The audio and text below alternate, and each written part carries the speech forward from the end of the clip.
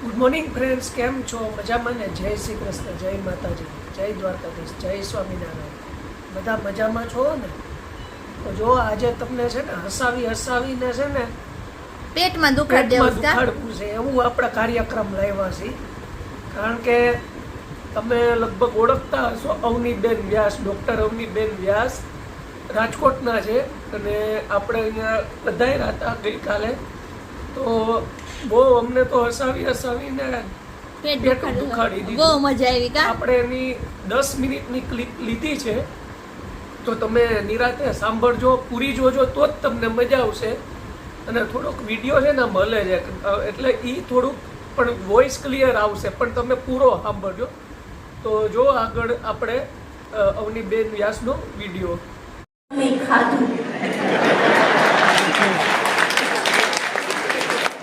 મને ખબર છે ગટાના શાક કેમ ગળે ઉતરા તમને ઈ ખીલા કરી જા પાછું હસતા મોટે તમારે તેમ જ કહેવું કે ના. બહુ સરસ છે બહેનો, તમને કરબત પ્રાર્થના કે આ લોકો કેટલી 4 રોટલી ખાય ને, આપણો નાનો કેટલી રોટલી 4 ખાવ ને બધી બાલ્કની 4 ને બધી 4 રોટલી ખાય, પણ એ રોટલી ખાધા પછી જે ના થાય એમ કે ને અથાણું આપો એટલે સમજી લેવું બહેનો કે બોકસમાં બોકસ શાક બન્યું છે, બિચારાને બોલવાની હિંમત નથી. એના અથાણામાં ભરી ખાઈ લે. તમારા વધી કહું છું હો, તમે તો નહીં કહી શકો ને આખી જિંદગી.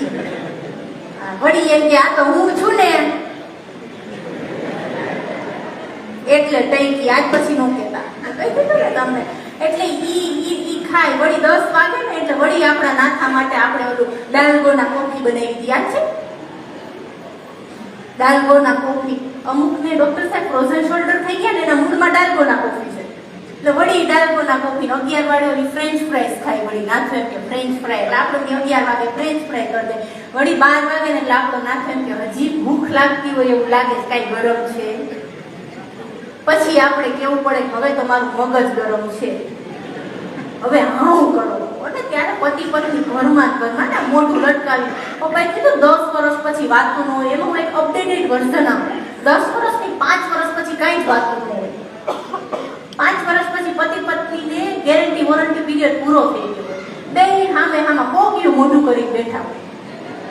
અને 5 વર્ષ પછી બેનોને એમ થાય મધુ કાકા હવે આ ઘરમાંથી બહાર જાય તો કાંઈ કામ પૂછે. સાચું ને?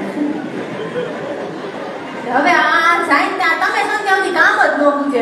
મૂળ કઈ તો હકે નહીં બિચારાને, કારણ કે ઈ હોય ત્યાં સુધી અનુસંધાનનું એક પાનું ડાઇનિંગ ટેબલ હોય, છાપાનું બીજું પાનું સોફા ઉપર હોય, ગંજી વળી ઓલા બેડ ઉપર હોય, ભીનો ટુવાલ તો ક્યારે સ્વીટ પોચ ન હોય, નેપકિન બહાર રખડતું હોય ડેલી. અને પાછા આવીને આપણને એમ કે તારે આખો દી ઘરમાં શું કામ હોય, લે તું રે તો ખબર પડે શું કામ હોય. આ તો પણ આપણે કઈ કહેવાય નહીં, કારણ કે ગમે એમ તો આપણા પતિ છે ને, એનું બિચારાનું આપણા સિવાય કોણ, અને જે કોણ હોય એની આગળ તો ટકે નહીં. કચરા પોતાની વાત આવી. અમારા બાજુમાં એક બેન રહી, એને અચાનક એક દિવસ એના પતિને ગોળી મારી દીધી, ખૂન જ કરી નહીં. પોલીસને બધા હાજર થઈ ગયા કે શું થયું, માંથી પીઆઈનો ફોન આવ્યો કે કેમ પીએસઆઈ સાહેબ શું થયું, કે શું? ઈ કે બેન પોતા કરતા હતા ને ભાઈએ પગલા પાડ્યા,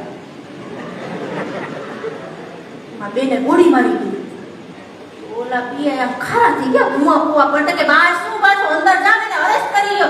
ઈ કે જાવ પણ સાહેબ હજી પોતા ભીના છે.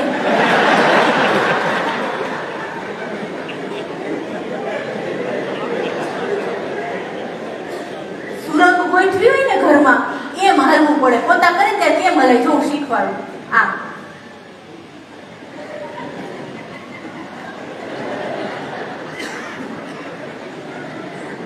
આમ હાલો ને તો ગોળીયું નો વાગે.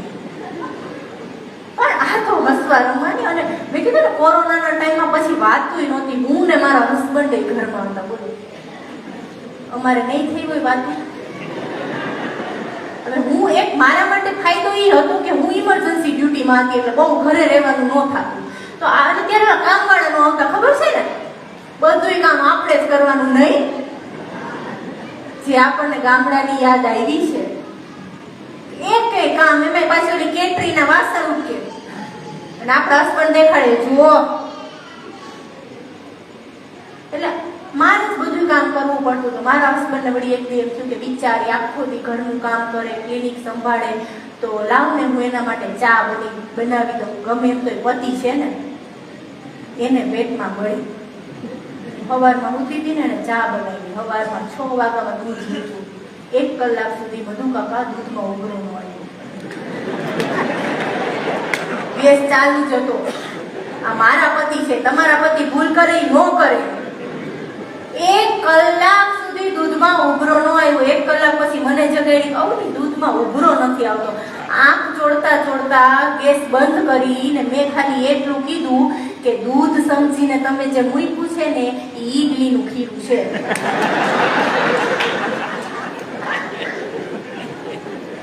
અમુક માણસો આપણને મદદ ન કરે ને એ આપણા માટે મોટામાં મોટી મદદ જ છે.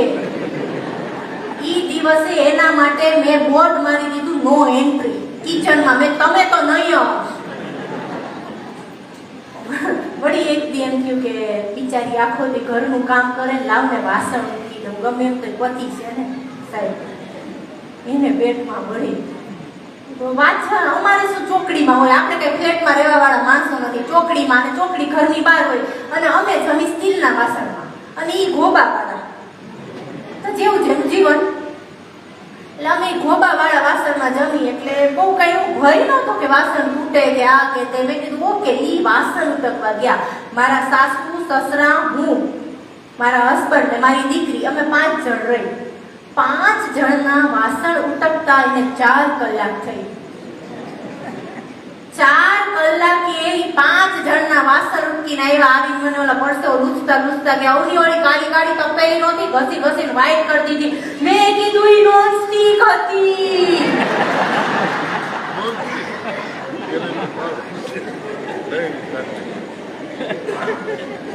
શું અપેક્ષાઓ રાખો નાથા પાસે? અમારે ખરેખર આ કઈ ઘરે ન કહેતા હો મધુ કાકા, ઘર સુધી વાત પહોંચાડતા નહીં હો. આ વિડીયો ન કરતા, કારણ કે પછી ઘરે મારવા અહીંયા તમને દાંત કઢાવું, હું ઘરે જઈને રોવા માંડું, એવું ન ખાવું જોઈએ ને. હમણાં એક દિવસ જમવા બેઠા હતા. જમવા બેઠા બેઠા જમતા મોબાઈલ જોતા જોતા જમતા હતા. ઈ કે દાળ ખાવ પાણી જેવી થઈ છે. કેટલી વાર કીધું છે કે રસોઈ કરતા કરતા તારે મોબાઈલ લઈ જવાનો, આખો દી મોબાઈલ જોતી હોય. આ પાણી જેવી દાળ છે, કેટલા વખતથી પાણી જેવી દાળ ખાધે રાખું છું, ખબર નથી પડતી. મોબાઈલ લઈ જવાનો. રસોડામાંથી હું બહાર આવી, વેલણથી પહેલા મેં એના મોબાઈલનો ઘા કર્યો. પછી મેં કીધું શું, મેં તું મોબાઈલ જોતા જોતા જમો છો? મેં કીધું અડધી કલાકથી પાણીમાં બોળી બોળી રોટલી ખાવ છું, પાછા બની ગયો છે. હું રોટલી કરતી હતી, ત્યાં મને કહેવાય એવા. એક દિવસ હું રોટલી કરતી, મને કે આમ રોટલી કરે. કેમ કે આમ જરાક સરખી ગોળ ફેરવો એટલે ગોળ રોટલી થાય, અને ગેસ ધીમો રાખ એટલે ફુલકા રોટલી થાય. આમ રોટલી કરે, રોટલી બળી જશે. આટલું મને કીધું ને, મેં બધું મૂકી દીધું. એને આમ ખીજાઈને જરાક જોયું. મેં કીધું 7 વર્ષે હવે તમે મને રોટલી કરતા શીખવાડશો? 7 વર્ષે મને રોટલી કરતા શીખવાડશો? મને કે ના ના, આ તો હું ડ્રાઇવિંગ કરતો હોઉં ને.